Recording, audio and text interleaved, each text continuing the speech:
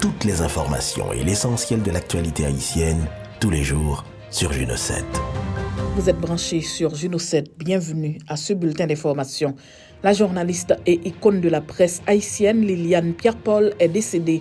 La journaliste Liliane Pierre-Paul, présentatrice de l'édition de nouvelles Journal 4 sur Radio Kiskeya, est décédée le lundi 31 juillet 2023. C'est Marvel Dandin, actuel directeur général de la radio et collaborateur de longue date de l'icône de la presse haïtienne, qui a confirmé la nouvelle pour la rédaction de Juno 7.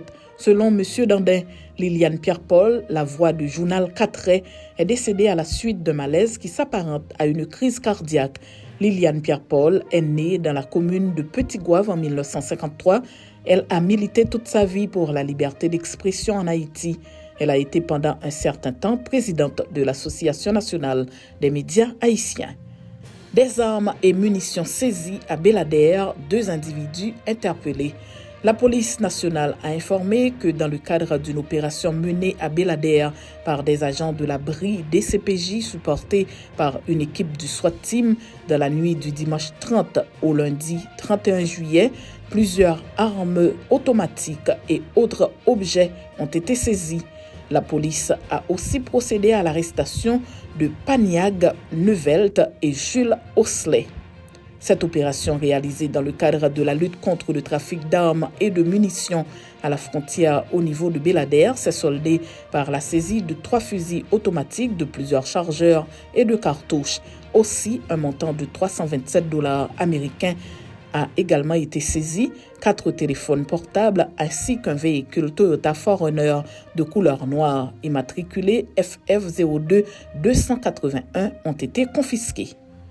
La PNH reçoit des plaintes relatives aux éventuels écarts de ses agents lors de l'intervention du 25 juillet 2023 à Tabar. La Direction générale de la Police nationale d'Haïti annonce à travers un communiqué de presse en date du 29 juillet que des instructions ont été passées à l'inspection générale de la PNH au fin de recevoir toute plainte relative à l'usage excessif de la force et d'enquêter sur l'intervention policière du mardi 25 juillet 2023 près de l'ambassade des États-Unis à Tabar. La direction générale de la PNH dit prendre acte de la dénonciation de certains organismes de défense des droits humains relatifs à certains écarts qui auraient été observés lors de cette intervention. Mais elle précise que cette intervention a été menée conformément aux règles d'usage de la force, aux techniques et méthodes apprises. Le ministre Nesmi Maniga qualifie de réussite la première journée du bac. Lors d'une visite d'évaluation au centre d'examen du lycée national de Pétionville, le ministre Nesmi Maniga a qualifié de réussite la première journée des examens du baccalauréat dans les 10 départements du pays qui ont démarré le lundi 31 juillet 2023.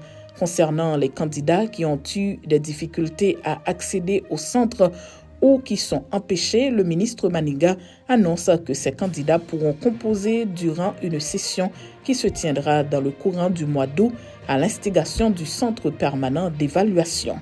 Patin à roulettes, Jesni Pierre-Louis, champion d'un concours national au Chili. Le compatriote haïtien Jesni Pierre-Louis, natif de la commune de Cité-Soleil, a remporté le premier prix du concours national de patin à roulettes Wind Rider Cup, organisé le vendredi 28 juillet 2023 à Talca, au Chili. Il a remporté cette compétition à une hauteur de 135 cm. C'est avec beaucoup de fierté que j'ai participé à ce concours. C'est la première fois que la communauté haïtienne au Chili m'a accompagné dans une compétition. Nous avons eu un public vraiment motivé et plein d'énergie qui criait grenadier à l'assaut, a-t-il raconté à Juno 7. C'est la fin de ce bulletin d'information. Merci de votre fidélité à Juno 7.